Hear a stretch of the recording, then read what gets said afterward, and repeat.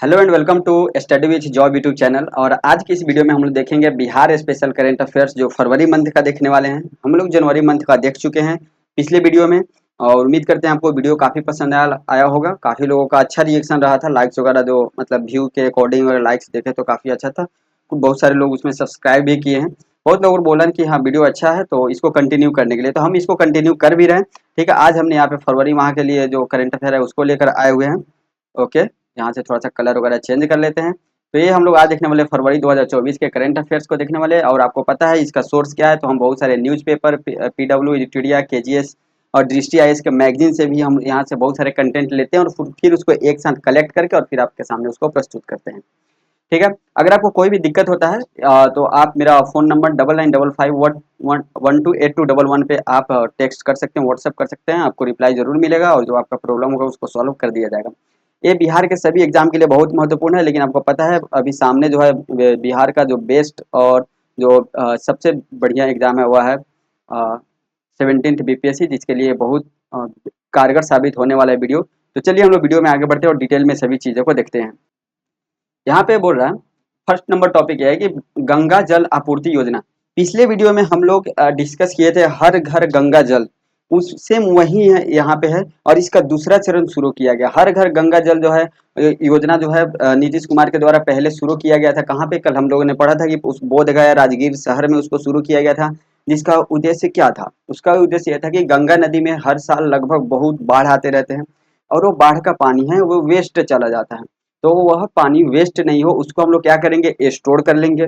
फिर स्टोर करके जहाँ पे पानी की समस्याएं हैं, जिस शहर में जिस इलाके में, वहाँ पे पाइपलाइन के थ्रू पानी का सप्लाई करेंगे। ये प्लान बनाया गया था हर घर गंगा जल योजना के तहत।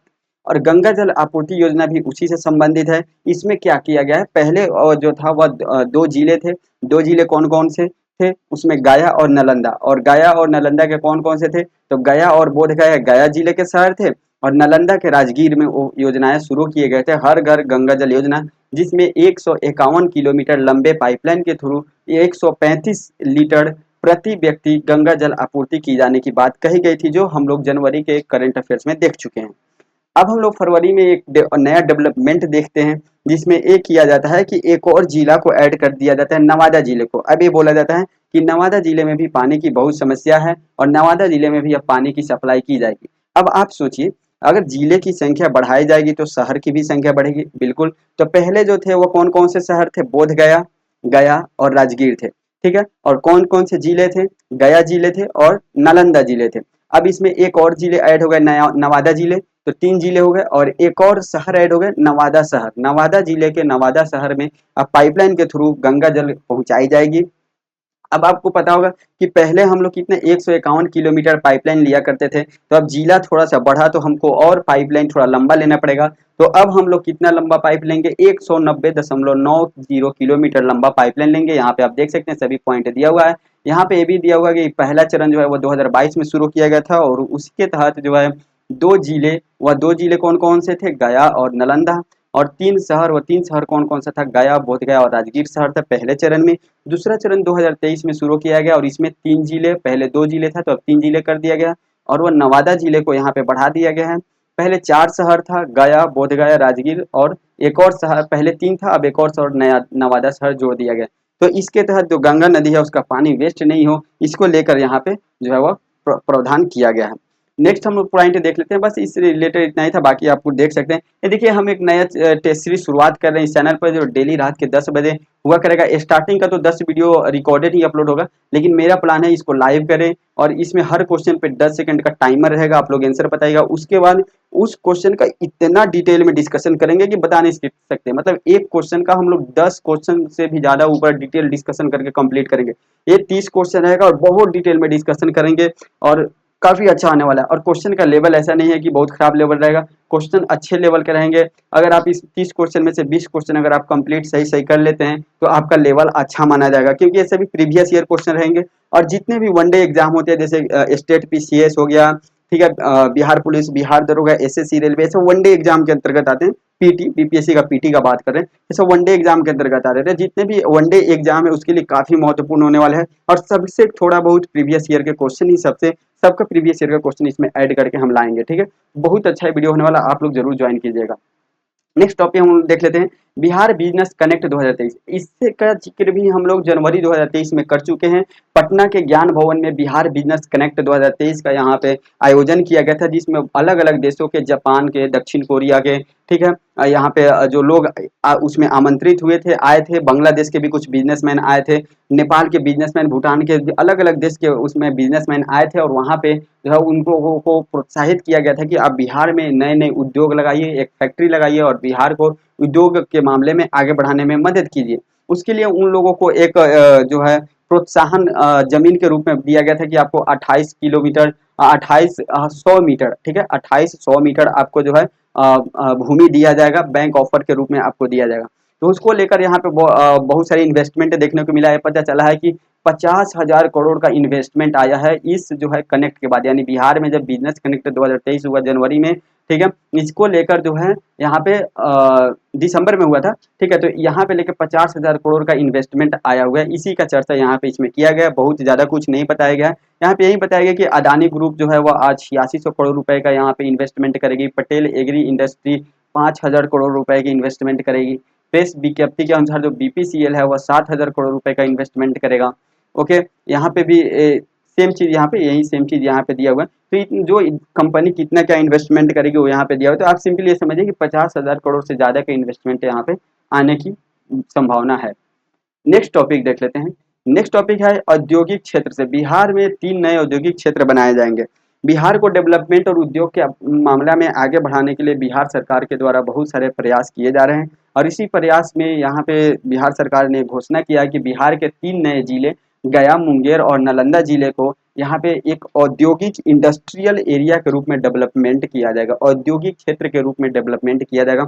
वह 3 शहर कौन कौन से? गया है, मुंगेर है और नालंदा जिले हैं, ठीक है। गया है, गया है, मुंगेर है, थोड़ा सा हम एक फैक्ट बताते हैं, और नालंदा जिले है। गया, मुंगेर और नालंदा जिले, इस 3 जिले का यहाँ पे बात की गई है।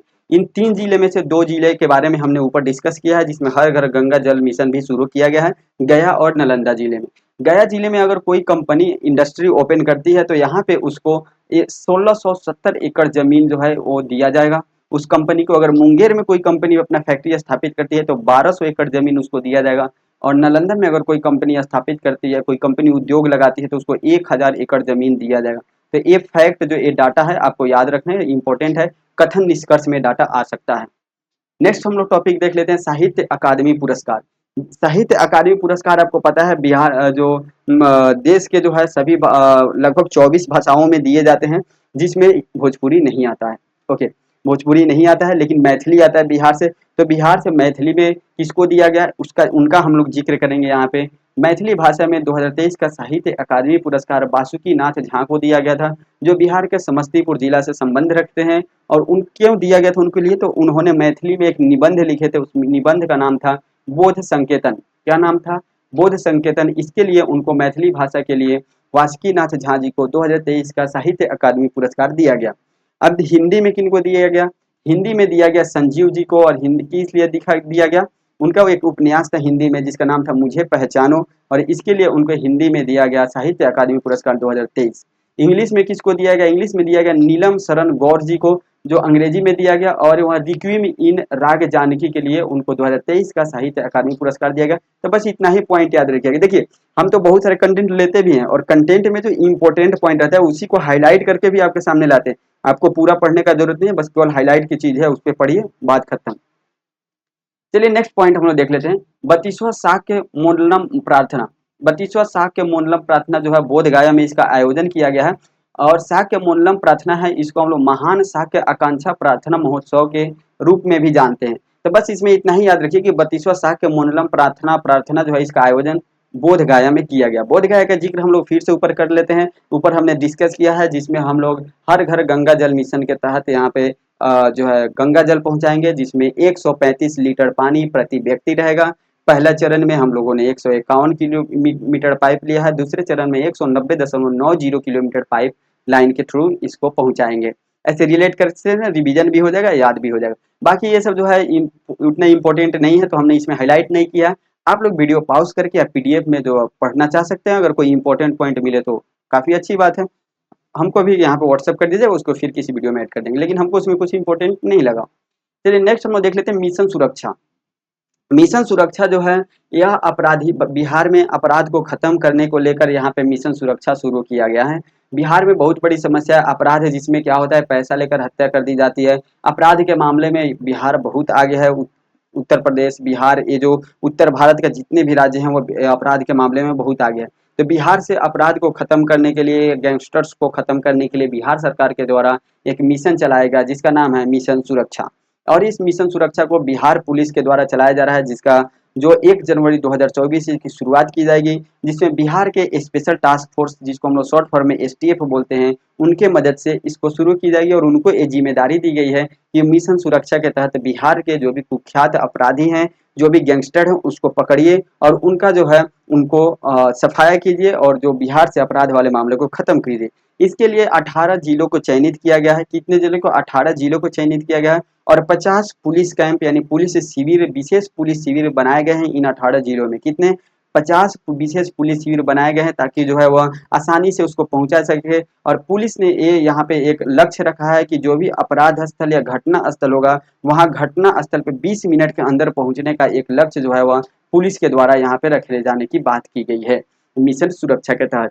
ठीक है, तो मिशन सुरक्षा से संबंधित पॉइंट क्या है? 1 जनवरी 2024 को शुरू किया गया है। इसमें अपराधियों को, जो कुख्यात अपराधी है, उनको यहाँ पे खत्म किया जाएगा। खत्म करने का मतलब जो है, उन जो अपराध है उसको कम करने की कोशिश किया जाएगा। यह जिम्मेदारी स्पेशल टास्क फोर्स एसटीएफ को दिया गया है। इसमें 18 संवेदनशील जिले और 50 पुलिस शिविर लगाए जाएंगे और अपराध स्थल पर पहुंचने का लक्ष्य 20 मिनट रखा गया। बस इतना ही पॉइंट है। इतना सारा लाइन जो है पढ़ने का आपको जरूरत ही नहीं है, बस इतना जो हमने दिया है उतना ही पॉइंट पढ़ लीजिए, काफी है। नेक्स्ट उसी से रिलेटेड है बिहार पुलिस का mission investigation at 75। Mission investigation at 75 क्या है? तो वहां पे हम लोगों ने पढ़ा पिछले वीडियो में, जो उसमें पिछले अभी टॉपिक में हमने पढ़ा कि वो अपराध को खत्म करने के लिए है। यहाँ पे एफआईआर से संबंधित है। आप लोग देखते होंगे, अगर आप लोग कभी केस वगैरह के मामला में, एफआईआर वगैरह मामला में पढ़े होंगे, तो आप देखते होंगे कि एक बार एफआईआर हो जाता है, उसका जांच चलने के लिए 1-1 साल लग जाता है और उसका जांच पूरी तरह से हो भी नहीं पाता है। इस चीज को खत्म करने के लिए बिहार पुलिस के द्वारा 1 जनवरी 2024 से ही एफआईआर दर्ज होने वाले जो टाइम था उसको कम करने की कोशिश किया जा रहा है। बताया जाता था कि बिहार में जो जांच प्रक्रिया है वो एवरेज 261 दिन लगता था। अगर आप कोई एफआईआर करते हैं तो उस एफआईआर का जांच होने में मिनिमम आपको 261 दिन लगेंगे। लेकिन अब बिहार पुलिस के द्वारा एक कोशिश किया जा रहा है मिशन इन्वेस्टिगेशन एट 75 के तहत, कि इसको रिड्यूस करके हम लोग मात्र 75 डेज करें। यानी अगर कोई एफआईआर होता है तो उसको एफआईआर को हम लोग 75 डेज में जांच प्रक्रिया करके उसको कंप्लीट कर दें और उससे आगे की जो सुनवाई है, कार्रवाई है, उसको किया जाए। ठीक है, इसके लिए कौन सा mission? Mission investigation at 75।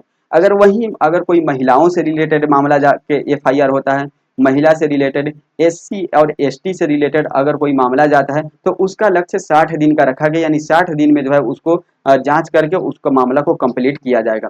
Bihar में जो है वह एफआईआर पुलिस व्यवस्था और पुलिस की प्रक्रिया जो है उसको सुधार करने के लिए जो बिहार के डीजीपी हैं आरएस भट्टी जी, ठीक है, इनके द्वारा 10 मिशन जो है चालू करने की, शुरू करने की बात की गई है, जिसमें से एक पहला मिशन है मिशन इन्वेस्टिगेशन एट 75।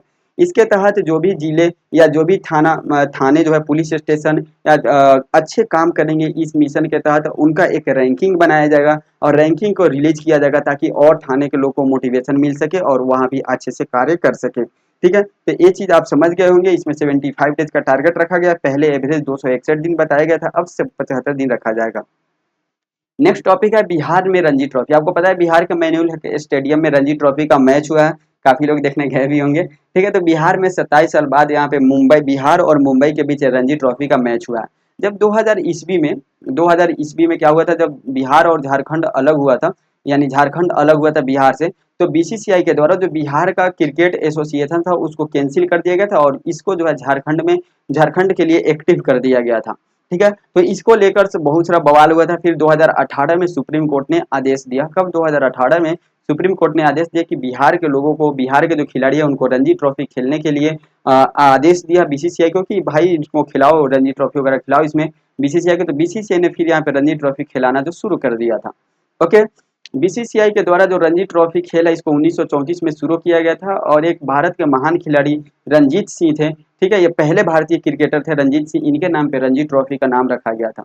ठीक है। और वर्तमान में जो है रणजी ट्रॉफी का सबसे जो सर्वश्रेष्ठ टीम कौन सा है, मुंबई क्रिकेट टीम है, जो 41 मैच रणजी ट्रॉफी में जीत चुके हैं। 2023 की बात करें, 2023 में जो रणजी ट्रॉफी हुआ था उसमें सौराष्ट्र ने जीत हासिल की थी। किसने? सौराष्ट्र ने जीत हासिल किया था। तो बिहार में यहाँ पे 27 साल बाद आखिरकार हो चुका है रणजी ट्रॉफी, और खेल संपन्न भी हो चुका है। तो इससे रिलेटेड बस इतना ही फैक्ट है, आप लोग देख लीजिएगा। नेक्स्ट है टीबी हारेगा देश जीतेगा अभियान। टीबी हारेगा देश जीतेगा अभियान भी जो पूरे देश में चलाया जा रहा है, इसी अभियान को बिहार में भी बिहार सरकार के द्वारा इम्प्लीमेंट किया जा रहा है। बिहार में भी टीबी की बहुत बड़ी समस्या है। टीबी का फुल फॉर्म होता है ट्यूबरक्लोसिस, और टीबी से रिलेटेड, ठीक है, जो भी अगर आपको जानकारी हुआ कमेंट में लिखिए, उससे क्या, केवल फैक्ट लिखिएगा, उससे आपका रिवीजन होगा। ठीक, तो बिहार के 8 जिलों में इसको शुरू किया जा रहा है। टीबी हारेगा देश जिलेगा। वो 8 जिला कौन कौन से हैं? पटना, गया, नालंदा, कटिहार, भोजपुर, भागलपुर, सहरसा और मुंगेर। वह 8 जिले कौन कौन से हैं? पटना, गया, नालंदा, कटिहार, भोजपुर, भागलपुर, सहरसा और मुंगेर। इस 8 जिलों में टीबी हारेगा भारत जीतेगा शुरू किया गया है। और इस 8 जिलों के 534 ब्लॉक को कवर किया जाएगा, ठीक है। और इसमें कवर करने के लिए जो गांव के आशा महिलाएं होती है, एएनएम, आंगनबाड़ी की कार्यकर्ता, जीविका की महिलाएं, एनटीईपी और शिक्षा और आईएएस आईसीडीएस के जो कर्मचारी हैं, शिक्षा से संबंधित है, मेडिकल क्षेत्र से जो भी संबंधित कर्मचारी हैं, उनको इसमें लगाया जाएगा ताकि वो लोगों को जागरूक करे टीबी से रिलेटेड बातों को। पंचायती राज संस्था से भी कुछ मुखिया, वार्ड सरपंच, इन लोगों को भी जो है इनमें इस आंदोलन में लगाया जाएगा कि आप लोग जाइए और जो टीबी हारेगा देश जीतेगा, टीबी को खत्म करने के लिए लोगों को प्रोत्साहित कीजिए, क्योंकि यहाँ पे भारत सरकार के द्वारा लक्ष्य रखा गया पूरा देश से 2025 में टीबी को खत्म करने के लिए, ताकि हम लोग समय रहते इस लक्ष्य को पूरा कर सकें। इसके तहत क्या किया जाएगा? टीबी हारेगा देश जीतेगा के तहत गांव में पहले तो जिनको टीबी हुआ है उनकी पहचान की जाएगी, और उनको अच्छे से फ्री में मुफ्त में निदान किया जाएगा, इलाज किया जाएगा, दवा दिया जाएगा, और साथ में 500 रुपए उनको दिया जाएगा मासिक। उनको 500 रुपए दिए जाएंगे ताकि जो है वो बाकी दवा के अलावा जो भी उनके ज़रूरत की चीज़ें हैं उनके पूरा करने में जो है वो मदद हो सके। 500 रुपए में तो खैर पूरा नहीं होगा हर चीज़, लेकिन थोड़ा बहुत ज़रूर हेल्प होगा उनके ज़रूरत की चीज़ों को पूरा करने में। तो कितने रुपए दिए जाएगा यहाँ पे? 500 रुपए दिए जाएंगे। ये चीज़ ज़रूर याद रखिएगा। और लक्ष्य 2025 तक रखा गया है टीबी को खत्म करने का। उम्मीद करते हैं आपको ये टॉपिक समझ में आया होगा। नेक्स्ट हम लोग देख लेते हैं। हमने आपसे प्रॉमिस किया था कि नेक्स्ट वीडियो में हम लोग जरूर एमसीक्यूज करेंगे, तो एमसीक्यूज अभी नहीं बना पाए हैं, क्योंकि देखिए ऐसा नहीं है, मेरा एक रूल है कोई भी काम करने का, चाहे वो यूट्यूब पे वीडियो लाने से हो या कोई भी काम करने को, करेंगे तो बहुत अच्छा से करेंगे, नहीं तो बिल्कुल नहीं करेंगे। आप देखते होंगे जब भी वीडियो आएगा चैनल पे तो बहुत अच्छा से कोई अच्छे टॉपिक पे बहुत बेस्ट क्वालिटी वगैरह वीडियो का कंटेंट का क्वालिटी, मेरा वीडियो का क्वालिटी अच्छा नहीं रहता क्योंकि कैमरा वगैरह कुछ हम इसमें इन्वेस्ट करना नहीं चाहते हैं। कंटेंट का quality best of the best रहेगा। आएगा तो बहुत अच्छा से, नहीं तो नहीं आएगा। हम चाह रहे हैं जो क्वेश्चन है वो बिल्कुल बीपीएससी के पैटर्न पे आए, पूछने के तरीका पे, और उसको हाथ से लिख के खुद से अच्छा से क्वेश्चन बने। नहीं तो ऐसे नॉर्मली कहीं से क्वेश्चन उठा के एमसीक्यू 4 ऑप्शन वाला हम नहीं लाने वाले हैं, ठीक है। तो इसलिए थोड़ा सा टाइम लगता है, अच्छे काम करने में टाइम लगता है, थोड़ा सा इंतजार कीजिए। और हम उस पर काम कर रहे हैं, काम जारी है उस पर, ठीक है। नेक्स्ट टॉपिक हम लोग देख लेते हैं। बिहार में एक पृथक खेल विभाग का गठन किया जाएगा। आपको पता है अभी हम लोगों ने खेल से रिलेटेड ऊपर देख चुके हैं कि 2000 ईस्वी में जो है उसको क्रिकेट को लेकर भी बैन कर दिया गया था बीसीसीआई के द्वारा। तो बहुत बिहार से जो है बहुत सारे खिलाड़ी आगे नहीं बढ़ चुके हैं। तो इसको लेकर बिहार सरकार ने सोचा कि क्यों ना एक अलग खेल मंत्रालय और खेल विभाग बना दिया जाए, जो केवल और केवल खेल से संबंधित चीज़ों पर फोकस करेगी। पहले अभी तक क्या हुआ करता था कि बिहार का एक मंत्रालय था कला और संस्कृति मंत्रालय। कला और संस्कृति मंत्रालय, इसी के अंतर्गत जो है वह खेल मंत्रालय आया करता था। बिहार सरकार ने इस पे डिस्कस किया और सोचा कि एक अलग खेल विभाग होगा। क्या होगा? खेल विभाग अलग होगा और एक अलग खेल मंत्रालय होगा। और इस खेल विभाग का जो मंत्री होंगे वो कौन से? फर्स्ट मंत्री बनाए गए हैं जितेंद्र कुमार को। इनको अतिरिक्त प्रभार दिया गया। तो फर्स्ट मंत्री तो यही हुए, जितेंद्र कुमार या फर्स्ट मंत्री बनाए गए। यहाँ पे देख सकते हैं जितेंद्र कुमार को बनाया गया है, और ये बिहार के पहले खेल मंत्री हो गए। तो नाम जरूर याद रखिएगा, पहले खेल मंत्री इसलिए इंपॉर्टेंट हो सकते हैं बिहार के ठीक है। और बिहार के एक मिशन शुरू किया गया, मेडल लाओ नौकरी पाओ। अगर आप जो है खेल के थ्रू कहीं कोई मेडल जीतते हैं तो आपको एक सर्टिफिकेट दिया जाएगा, जिससे आपको नौकरी मिलने में काफ़ी आसानी होगी। आप कोई भी फॉर्म फिल करते होंगे तो आप देखते होंगे कि उसमें फॉर्म में ये ऑप्शन रहता है कि जो भी अगर आप कहीं खेल से संबंधित है, ठीक है, तो आप उसमें फिल कर सकते हैं, उसमें आपको कुछ छूट देखने को मिलेगा। तो वही सर्टिफिकेट दिया जाएगा। और यहाँ पे बिहार में मेडल लाओ नौकरी पाओ के तहत 7 लोगों ने नौकरी ले भी चुके हैं। उनका नाम आपको याद रखना भी पड़ेगा क्योंकि ये क्वेश्चन आ सकता है एग्जाम में। शैलेंद्र कुमार जो ऊंची कूद से संबंधित है, ठीक है। चंदन कुमार लॉन बॉल से संबंधित है। मोहम्मद शम्स आलम शेख तैराक से संबंधित है। जलालुद्दीन अंसारी साइकिलिंग और ट्रैक्टर से संबंधित है। आकाश कुमार तलवारबाजी से संबंधित है। सागर कुमार कबड्डी से संबंधित है और श्वेता शाही रग्बी से संबंधित है। ये 7 लोग जो है वह मेडल लाओ नौकरी पाओ के तहत सरकारी नौकरी का प्रमाण पत्र जो है वह प्राप्त कर चुके हैं ये लोगों ने, क्योंकि ये लोगों ने मेडल लाया हुआ है, ठीक है। तो उम्मीद करते हैं आपको समझ में आया होगा। एक बार और जो है अच्छा से इसको पढ़ के रिवीजन कर लीजिएगा। काफी इंपॉर्टेंट क्वेश्चन है, इसमें केवल इंपॉर्टेंट फैक्ट इंपॉर्टेंट क्वेश्चन हमने यहाँ पे बताया है और सबको हाईलाइट करके लाया है। बिहार में आईटी नीति 2024 यहाँ पे शुरू किया गया। आईटी नीति 2024 में क्या है, तो यहाँ पे आईटी सेक्टर में आगे बढ़ाने के लिए जो है जो भी इन्वेस्टर्स होंगे उनको कुछ सब्सिडी दिया जाएगा, बस यही करना है, बाकी कुछ है नहीं इसमें। तो यहाँ पे देख लेते हैं, नई और महत्वाकांक्षी आईटी नीति 2024 लाया गया, जिसमें ये बताएगी कि अगर कोई भी आदमी आईटी सेक्टर में बिहार में 30 करोड़ रुपए का इन्वेस्ट करता है तो उसको 30% सब्सिडी दिया जाएगा बिहार गवर्नमेंट के द्वारा। अगर वो 40 करोड़ का इन्वेस्ट करता है तो उसको 10% का ब्याज छूट, मतलब अगर अगले 5 साल के लिए अगर वो 30 करोड़ इन्वेस्ट करेगा तो 30% की सब्सिडी मिलेगी, और फिर अगले 5 साल के लिए अगर वो चाहता है कि हमको और इन्वेस्ट करना है, 5 साल के लिए अगर वो ऋण लेना चाहता है कि ऋण टाइप का, मतलब समझिए एक लोन टाइप का, तो 40 करोड़ रुपए उसको गवर्नमेंट देगी और उसमें से 10% ब्याज में एक्स्ट्रा उसको छूट भी देखने को मिलेगा। ये सब इसलिए दिया जाता है ताकि उसको जो है इन्वेस्टर्स है उसको लुभाया जा सके, लालच दिया जा सके। तो इन्वेस्टर्स है, देखिए सच्चाई यही है, लालच है, आइए भाई यहाँ पे इन्वेस्ट लगाइए, अपना उद्योग लगाइए, आपको जो है वो फायदा दिया जाएगा। ये 5 साल के लिए यहाँ पे है, बस यही, कोई इंपॉर्टेंट इसमें ज्यादा पॉइंट नहीं है, ठीक है। तो आप बाकी आप पढ़ लीजिएगा। चलिए नेक्स्ट देख लेते हैं, स्वच्छ सर्वेक्षण 2023। स्वच्छ सर्वेक्षण 2023 देख लेते हैं। स्वच्छ भारत मिशन के हिस्से के रूप में अखिल भारतीय स्वच्छ सर्वेक्षण 2023 जारी किया गया है, जिसको जिसको आवास और शहरी मामलों के मंत्रालय के द्वारा जारी किया गया। इसमें 446 शहरों में पटना का स्थान 77वां है, ठीक है। और पटना को वाटर प्लस प्रमाण पत्र भी दिया गया है, और ओडीएफ जो ओडीएफ शहर के रूप में भी पटना को चुना गया है। कचरा मुक्ति के लिए ओडीएफ प्लस का भी यहाँ पे दर्जा दी गई है पटना को। पूरे अगर देश में बात करें 27 राज्यों केंद्र शासित प्रदेश में, तो बिहार का राज्य 15वां है। बाकी यहाँ पे गया 272वें स्थान पे है, बक्सर 299वें स्थान पे, कटिहार 312, दरभंगा 313, बेगूसराय 349 और कटिहार जो है वह 352 नंबर स्थान पे है, ठीक है। यहाँ पे कटिहार दो दो बार दे दिया गया, ठीक है। तो यहाँ पे 312 नंबर स्थान पे। बाकी एयर क्वालिटी इंडेक्स में जो है मुंगेर में सबसे खराब एयर क्वालिटी है। हमने कल इसको डिस्कस किया था, कल नहीं, जनवरी वाले करंट अफेयर में इसको डिस्कस किया था। तो इसको आप लोग एक बार देख लीजिएगा, याद कर लीजिएगा, ये भी बहुत इंपॉर्टेंट क्वेश्चन है, ठीक है। चलिए नेक्स्ट है शिक्षकों की नियुक्ति। शिक्षकों की नियुक्ति 13 जनवरी 2024 को पटना के गांधी मैदान में 1 लाख से अधिक शिक्षकों की नियुक्ति की गई है, ठीक है। जिसमें शिक्षा के क्षेत्र में बढ़ता बिहार जो है इसको दिया गया था। अगर यहाँ पे बात करें तो यहाँ पे देखिए कितने शिक्षक की नियुक्ति की गई, कहाँ की गई, इंपॉर्टेंट नहीं है ये, ठीक है। आपको जानने के लिए जरूरी है कि पटना के गांधी मैदान में किया गया था, ठीक है। 1 लाख से अधिक शिक्षकों को यहाँ पे जो है वह शिक्षक नियुक्ति पत्र दिया गया था। पॉइंट यहाँ पे यह है कि 2005 का जो सर्वे आया था उसमें ये पता चला था कि बिहार में एक शिक्षक पे 65 छात्र हैं, लेकिन अब जो है यह शिक्षक नियुक्ति के बाद बिहार में एक टीचर पे कितने 35 छात्र हो चुके हैं, ये इंपॉर्टेंट पॉइंट है, ठीक है। दूसरा इंपॉर्टेंट पॉइंट है कि 2005 और 6 में जो बजट था उसमें शिक्षा पे बिहार गवर्नमेंट 4261 करोड़ रुपए खर्च करती थी, अब इसमें 56,382 करोड़ रुपए खर्च करेगी।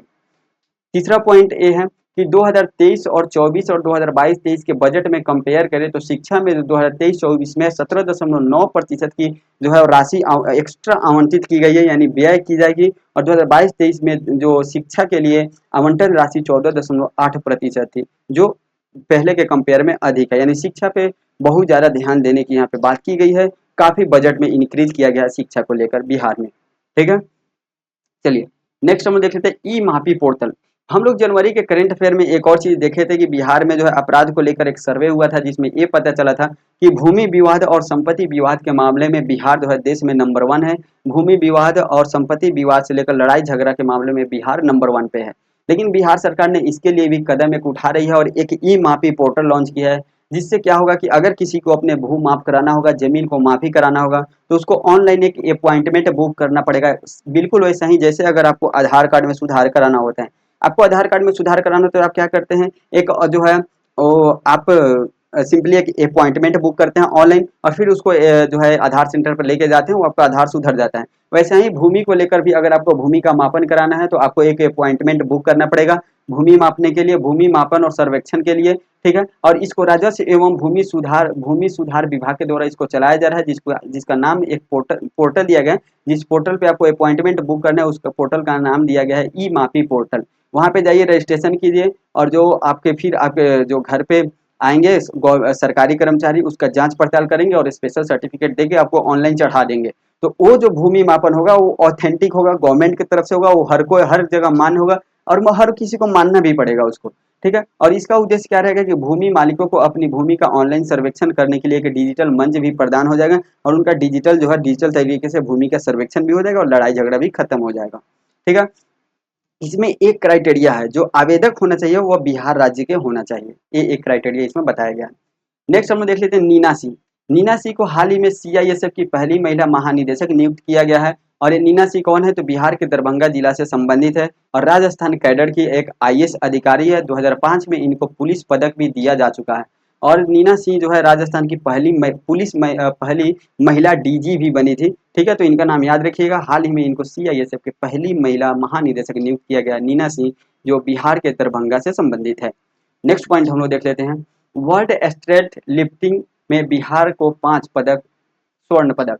वर्ल्ड स्ट्रेल्थ लिफ्टिंग, देखिए तेलंगाना के राजधानी हैदराबाद में वर्ल्ड स्ट्रेल्थ लिफ्टिंग जो 10वें संस्करण का आयोजन किया गया, जो एक तरीके से विश्व स्ट्रेंथ लिफ्टिंग और इनक्लाइन बेंच प्रेस चैंपियनशिप का आयोजन किया गया हैदराबाद में 18 से 21 दिसंबर के बीच, जिसमें लगभग 15 से अधिक देशों ने भाग लिया था। उस 15 देश में Sri Lanka, Kyrgyzstan, Nepal, Bhutan, Sudan, Kazakhstan, Afghanistan, Iran, Bangladesh, Iraq, देश का नाम याद नहीं रखना है। तो ये 15 से अधिक देशों के लोगों ने इसमें भाग लिया था, जिसमें भारत की टीमें ने भी भाग ली थी और उस भारतीय टीम में बिहार के लोगों ने भाग लिया था। वो बिहार के खिलाड़ी कौन कौन है, उपेंद्र कुमार है, कृतिका राज है, ऋषि राज है, रोहित कुमार और विकास कुमार। ये 5 खिलाड़ी ने स्वर्ण पदक जीते हैं जो बिहार से संबंध रखते हैं और वो भारतीय टीम में थे।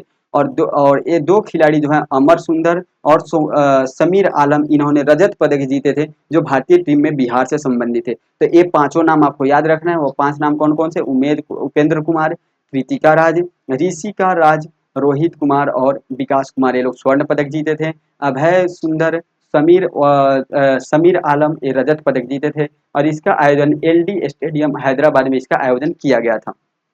चलिए, उम्मीद करते हैं आपको समझ में आया होगा चीजें। नेक्स्ट टॉपिक हम लोग देख लेते हैं, भोजपुरी फिल्म पुरस्कार 2023। भोजपुरी का फिल्म पुरस्कार भी यहाँ पे दिया गया है, जो यह 18वां संस्करण है भोजपुरी फिल्म पुरस्कार का। 18वां भोजपुरी फिल्म जो पुरस्कार 2023 का आयोजन मुंबई में किया गया और यह जो है इसमें सर्वश्रेष्ठ अभिनेता का पुरस्कार अरविंद अकेला जी को दिया गया और सर्वश्रेष्ठ अभिनेत्री का पुरस्कार आम्रपाली दुबे को और सर्वश्रेष्ठ जो निर्देशक का पुरस्कार प्रमोद शास्त्री जी को दिया गया। तो ये इंपॉर्टेंट है, याद रखिएगा, ठीक है। पहला भोजपुरी फिल्म अवार्ड 2005 में दिया गया था और 18वां भोजपुरी जो है फिल्म अवार्ड का आयोजन 2023 में किया गया, जिसमें 20 श्रेणियों में यह पुरस्कार दिया जाता है, ठीक है। तो अब सर्वश्रेष्ठ अभिनेता का पुरस्कार अरविंद अकेला जी को मिला है, सर्वश्रेष्ठ अभिनेत्री का पुरस्कार आम्रपाली दुबे को और सर्वश्रेष्ठ निर्देशन का पुरस्कार प्रमोद शास्त्री जी को मिला है। नेक्स्ट हम लोग देख लेते हैं आईपीएल में बिहार के 2 खिलाड़ी। आईपीएल का जो 16वां संस्करण हुआ था उसमें बिहार के 2 खिलाड़ियों ने भाग लिया था और एक थे सुशांत मिश्रा जो दरभंगा से संबंधित थे और एक थे साकिब जो गोपालगंज से संबंधित थे। जो सुशांत मिश्रा थे इसको गुजरात टाइटंस के द्वारा 2.20 करोड़ में खरीद लिया गया था और जो साकिब जो गोपालगंज से संबंधित है इनको कोलकाता नाइट राइडर्स केकेआर के द्वारा 20 लाख रुपए में खरीदा गया था। तो इस जो 16वां संस्करण हुआ था आईपीएल के, उसमें बिहार के 2 खिलाड़ी ने भाग लिए थे। आईपीएल को 2008 में शुरू किया गया था बीसीसीआई के द्वारा और प्रथम आईपीएल विजेता राजस्थान रॉयल्स था 2008 में, ठीक है। वर्तमान विजेता 2023 की बात हो रहा है, तो यहाँ पे चेन्नई सुपर किंग्स थी। 2024 वाला आप कमेंट करके बताइएगा कौन है विजेता, ठीक है। सबसे अधिक बार 5 बार जो है मुंबई इंडियंस और चेन्नई जो है दोनों मिलकर 5 बार जीते हैं, तो सर्वाधिक इन लोगों का है, ठीक है। तो आप लोग कमेंट करके बताइए कि 2024 में जो हुआ आईपीएल उसमें किसने जीता है, ठीक है, उसमें कौन सा टीम ने आईपीएल जीती है। गंगा नदी में झाग की समस्या, देखिए गंगा नदी में झाग की समस्या यहाँ पे बहुत बड़ी समस्या हो चुकी है, क्योंकि यहाँ पे बहुत दिन से जो है वह स्वच्छ गंगा मिशन परियोजना चल रहा है, तब भी यहाँ पे गंगा नदी में जो है झाग बन जा रहा है। यहाँ पे एक केंद्रीय प्रदूषण और नियंत्रण बोर्ड के द्वारा एक रिपोर्ट पेश किया गया जिसमें ये बताया गया कि गंगा नदी में जो है झाग की समस्या एक बहुत बड़ी समस्या हो चुकी है। और पता लगाया गया क्यों झाग बन रहा है, तो ये पता चला है कि यहाँ से जो नाला का पानी पटना से जो भी या मतलब जहाँ से भी जो नाला का पानी जो ऐड होता है गंगा नदी में, उसमें अमोनिया फॉस्फेट, ठीक है, और खतरनाक यौगिक, अमोनिया फॉस्फेट यौगिक और खतरनाक बैक्टीरिया उसमें पाए जाते हैं, जिससे झाग बनने की समस्याएं देखी गई है। जो गाय के मलमूत्र होते हैं उससे अमोनिया, और जो डिटर्जेंट हम लोग यूज करते हैं उससे फॉस्फेट के कारण जो है गंगा जल में झाग बनने की एक समस्या उत्पन्न हो रही है। यहाँ पे ये पॉइंट देख सकते हैं, ठीक है। यहाँ पे गंगा नदी के सुरक्षा के लिए नमामि गंगे परियोजना चलाए जा रहे हैं, और इस परियोजना के तहत 6 सीवरेज उपचार संयंत्र भी स्थापित किए गए हैं, तब भी ये काम नहीं कर रहा है अच्छे से, तब भी ये जो झाग बनने की समस्या है वो खत्म नहीं हो रही है। क्योंकि जो गंगा नदी है इसके लिए जो है वो 6 सीवरेज से काम नहीं चलेगा, इसके लिए बहुत ज्यादा संख्या में सीवरेज लगाना पड़ेगा, ठीक है। जो प्रदूषण बोर्ड है, एक है केंद्रीय प्रदूषण बोर्ड और एक बिहार का अपना राज्य प्रदूषण नियंत्रण बोर्ड है। दोनों की स्थापना 1974 में की गई थी, और दोनों जो है 1974 के अधिनियम पे ही बना था। जो भारतीय संविधान के अनुच्छेद 252 के खंड 1 के तहत इसका जो है बिहार में राज्य प्रदूषण नियंत्रण बोर्ड की स्थापना की गई थी, ठीक है। जल अधिनियम 1974 के तहत 12 राज्य और केंद्र शासित प्रदेश में लागू किया गया था, जिसमें बिहार भी शामिल थे, ठीक है। चलिए नेक्स्ट पॉइंट हम लोग देख लेते हैं, इसको आप लोग देख लीजिएगा झाग बनने की क्या समस्या है गंगा नदी में।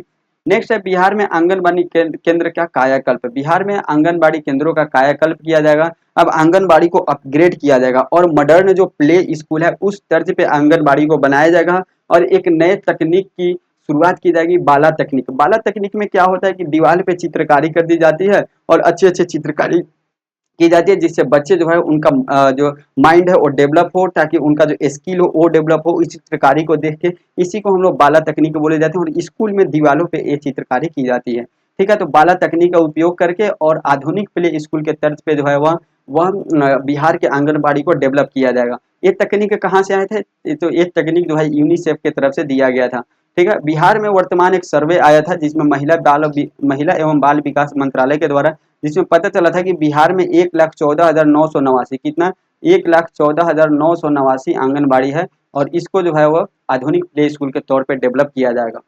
नेक्स्ट पॉइंट हम लोग देख लेते हैं बिहार में बाल विवाह।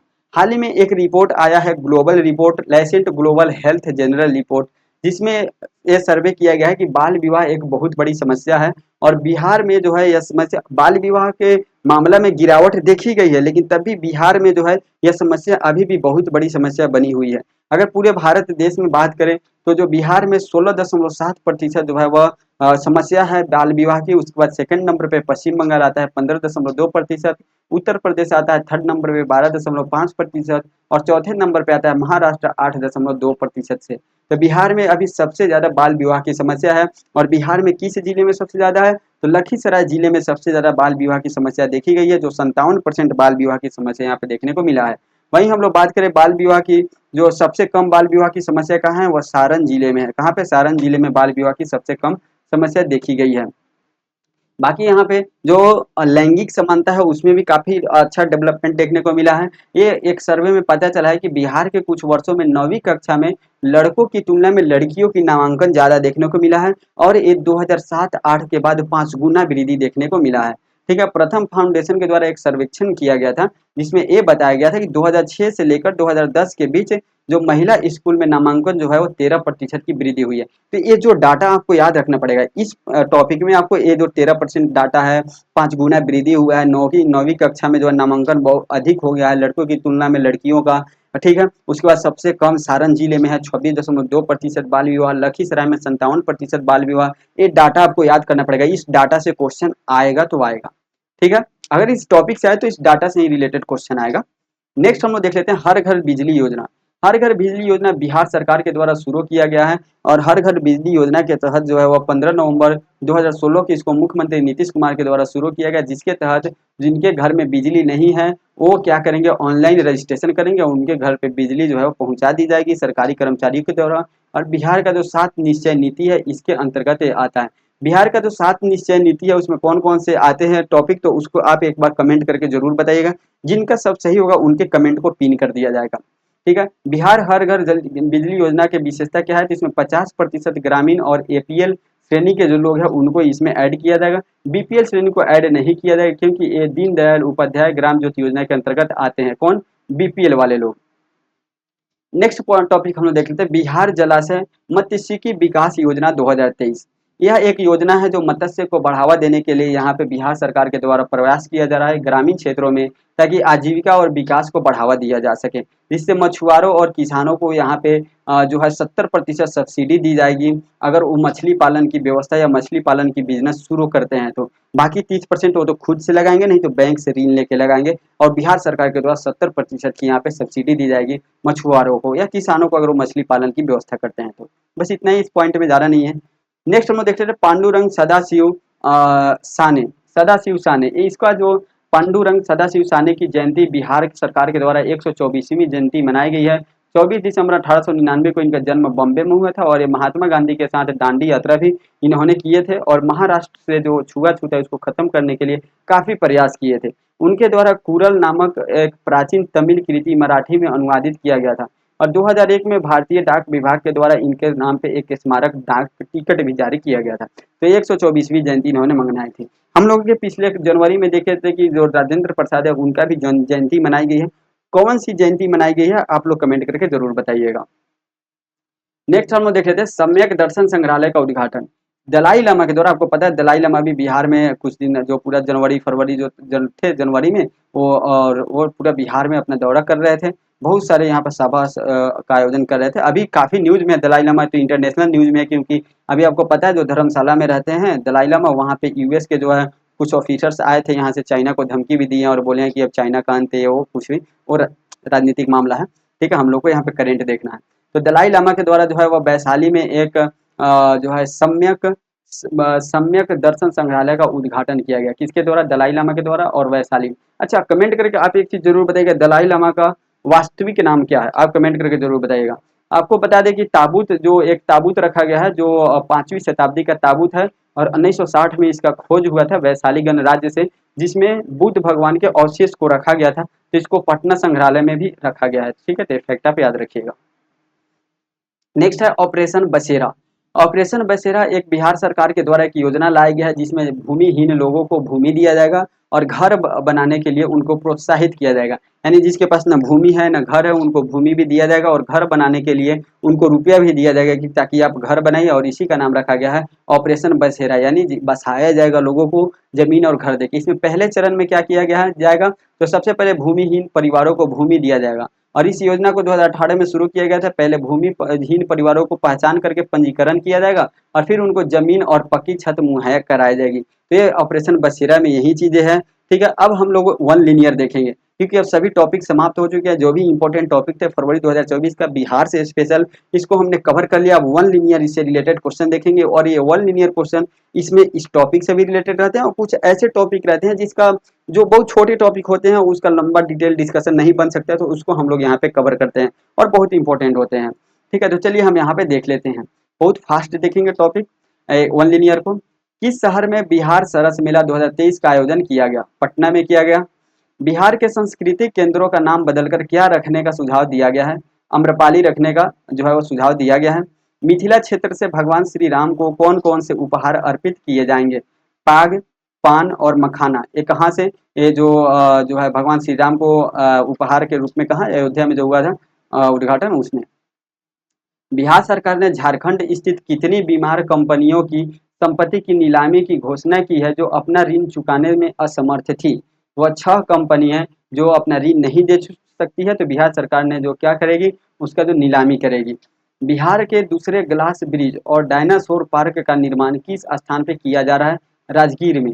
राजगीर में पहले से एक है और दूसरा ग्लास ब्रिज भी राजगीर में निर्माण किया जा रहा है और डायनासोर पार्क भी कहाँ है? राजगीर में बनाया जा रहा है। स्मृति भगत जिन्हें फ्रीडम मिस बिहार 2023 का ताज मिला किस जिले से संबंधित है? स्मृति जो भगत है जिनको 2023 में फ्रीडम मिस बिहार 2023 का ताज दिया गया, वह नवादा जिले से संबंधित है। इनका क्या कार्य था? सहरसा जिला की वर्षा और पटना जिला की सान्या को क्रमशः दूसरा और तीसरा स्थान इसमें मिला है और स्मृति भगत को पहला स्थान मिला है। नेक्स्ट है महिलाओं और बच्चों के विकास और कल्याण के लिए 45वां जमनालाल बजाज पुरस्कार 2023 किसे प्राप्त हुआ है? सुधा वर्गीस को प्राप्त हुआ है, जो नारी गुंजन की सचिव है। एक संस्था है नारी गुंजन और उसकी सचिव है सुधा वर्गीस, और इनको महिला और बच्चों के विकास के लिए जो है 45वां जमनालाल बजाज पुरस्कार 2023 से सम्मानित किया गया है।